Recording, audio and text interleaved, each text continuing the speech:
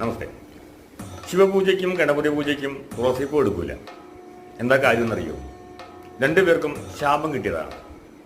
തന്നെ വിവാഹം കഴിക്കണമെന്ന് തുളസിയായ യുവതി ഗണപതിയോട് പറയുകയും ഗണപതിയെ നിഷേധിക്കുകയും ചെയ്യും. അങ്ങനെ ഗണപതിയുടെ ബ്രഹ്മചാര്യം നഷ്ടപ്പെട്ടു പോകട്ടെ എന്ന് തുളസിയും, നീ രാക്ഷസന്റെ ഭാര്യയായി മാറട്ടെ എന്ന് ഗണപതിയും തുളസി ശപിച്ചു.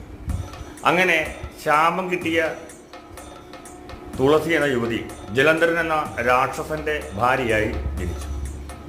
ആ ജലന്ധരൻ എന്ന് പറയുന്ന രാക്ഷസനെ ശിവൻ വധിച്ചു. അങ്ങനെ ശിവനെ തുളസി ശപിച്ചു.